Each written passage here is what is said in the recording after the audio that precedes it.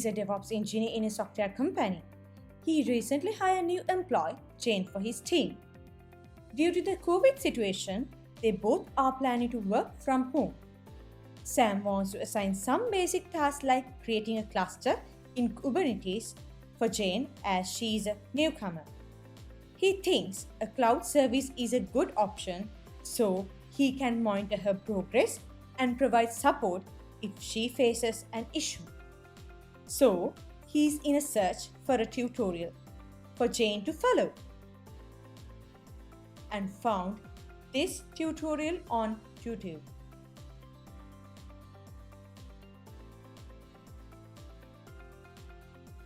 In this tutorial, first we will gonna talk about what is GKE and why do we need it, and then we're gonna look at the Kubernetes cluster architecture versus GKE cluster architecture.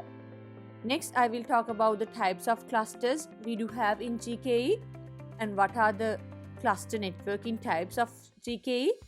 At the end, we will set up a cluster in GKE and connect to that created cluster.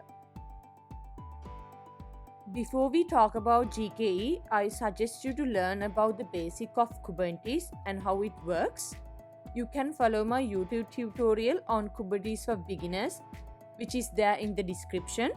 Especially check the basic architecture of Kubernetes section, which I covered about the Kubernetes cluster architecture. So Kubernetes is an open source container orchestration platform developed by Google, which automates deploying, managing and scaling containerized applications. So then what is GKE actually? Google Cloud Platform provides Kubernetes as a service. GKE stands for Google Kubernetes Engine, which is a managed cloud service offered by Google Cloud Platform.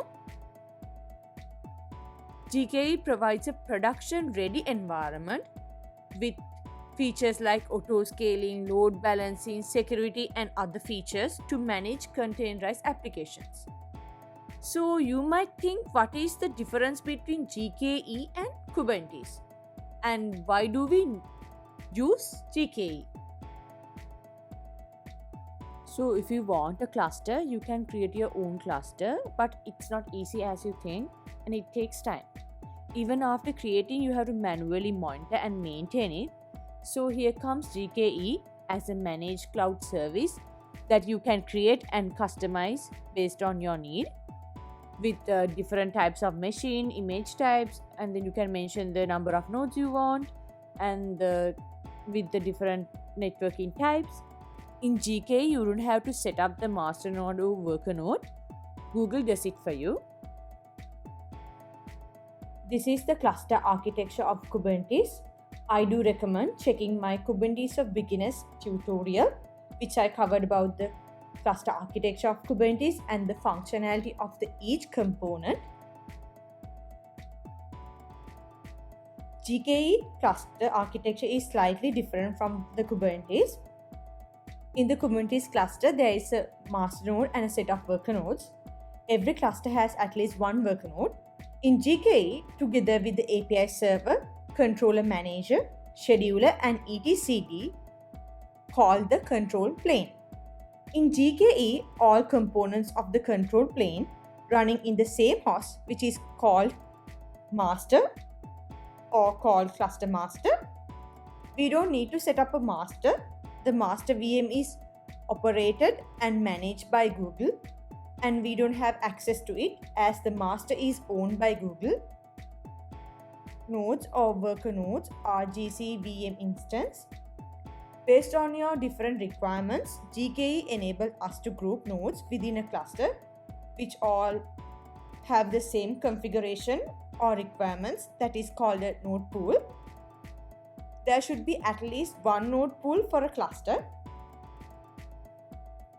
There are different types of clusters based on the availability and the operation in GKE.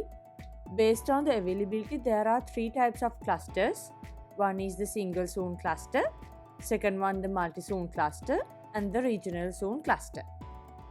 Based on the operation, there are two types of clusters. One is the standard cluster, which we can configure the cluster based on our needs, and the second one autopilot cluster, which GKE will manage and configure the cluster for you. Autopilot clusters scale automatically based on the workload. Autopilot cluster is a regional cluster, whereas the standard cluster, you can choose the cluster to be a regional or a zonal one. Autopilot cluster can run a maximum of 32 pods per node, whereas the standard clusters can run 110 pods per node. In single zone cluster, master and the nodes run in the same zone, whereas a multi-zone cluster runs node in multiple zones in a single region, but there is only one master. The regional cluster nodes run in multiple zones with multiple master clusters within a region. In a single zone cluster, the cluster will be fully unavailable as the master and the nodes run in the same zone. But in a multi-zone cluster, if there is any failures in one zone, it won't affect the other zone. I do recommend using a regional cluster for production as it offers high availability, but it costs more. According to the way GKE routes traffic from one pod to another or between nodes of the same cluster, there are two types of cluster networking. One is routes-based cluster and the other one is the PVC native cluster. The routes-based cluster uses custom static routes in a PVC network, which means it uses the Google Cloud routes to route traffic between nodes. The PVC native cluster uses alias IP address ranges. This is the recommended networking type. Even the autopilot cluster uses PVC native networking. There are several benefits in the PVC native cluster. Even a private cluster uses PVC native cluster type, which is nodes are isolated from internal and external traffic by accessing them and internal IP address only. You should decide what network type to select when creating the cluster because you can't change it afterwards. Now we have learned about the basics of the cluster in GKE. So let's get started. Let's go and create a cluster in GKE. To create a cluster, you have to install kubectl, Kubernetes command line, to run commands against Kubernetes cluster, and we have to install gcloud SDK to access and manage gcloud resources to your machine. And then you need to have a GCP account, and then it should be billing enabled. So you can select the project from here.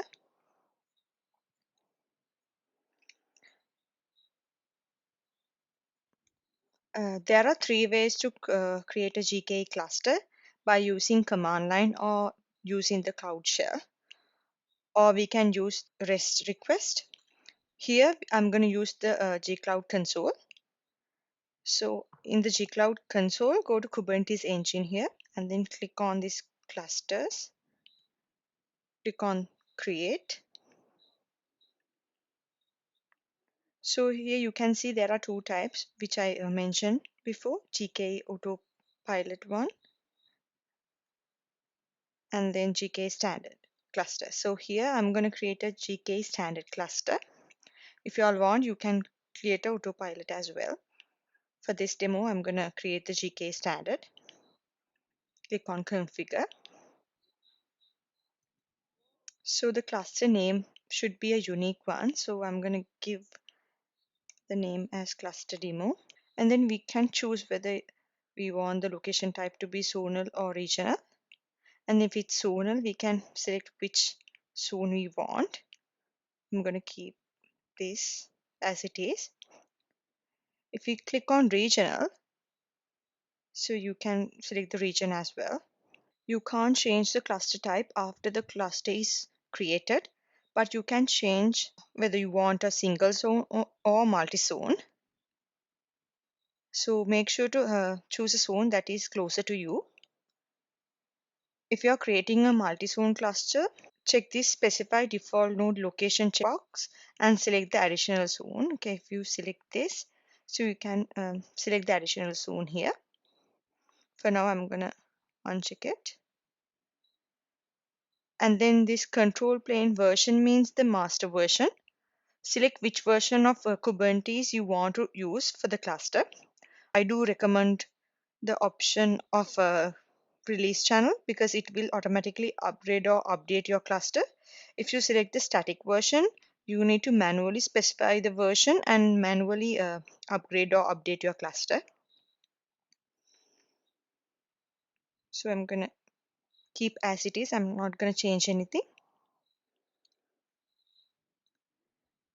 And let's move on to the next section. In the navigation pane, on the default pool,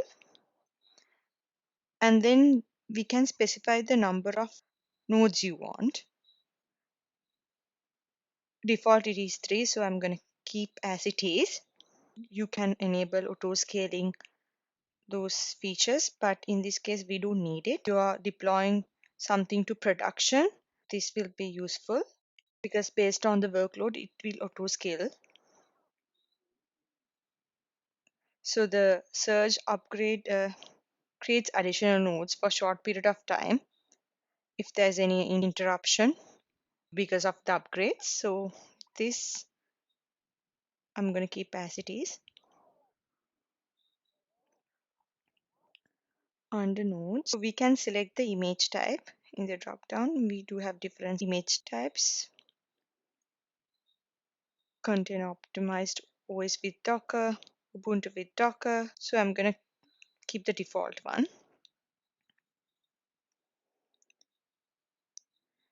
There are different types of configurations. So this is the general purpose, and then this is the compute optimize, and then this is memory optimize, and then this is GPU.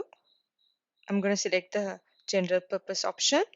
So we can select the series machine type, which machine type you want. This is the first generation one, N1, and then now I'm going to put keep this and then this one. Here we can specify the boot disk type and then boot disk size we can specify here. This is maximum pods per node, so I'm going to keep as it is. So in here we do have all the security configurations. Allow full access for all the cloud APIs or whether to only specify some of the APIs to access this. I'm going to keep as the default access. Okay, and then metadata. We can configure the metadata like Kubernetes labels, and then there's any tags. We can mention those things. And then if there's any keys, you can add here. So these are the advanced cluster configurations. Information is there. And under networking, you can see this public cluster or private cluster. If you want to create a private cluster, you can click on this. But for this case, I'm going to create a public cluster. I mentioned before, we can create clusters in 3 ways. We can use the command line, copy paste this, it will create the cluster, or we can run it in Cloud Shell as well, or we can use the REST request. We can copy paste this. So for now, I'm going to use the UI, the Cloud Console. After everything is set up, so we can click on create. So this will take time. So as we can see, the status is green, so it means the cluster is now created and ready. There are different ways to connect to the cluster. So if we click on this cluster name, you have the details of the cluster here. You can connect by clicking on this. So you can run this command in Cloud Shell, or you can copy paste it in your terminal. So I'll run in Cloud Shell. So this one here, continue.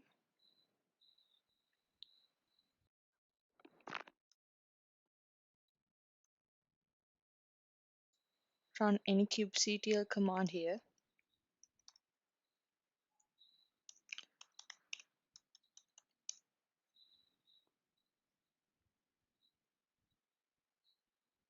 So as we don't have any pods, it says no resource found. So we can check the nodes as well.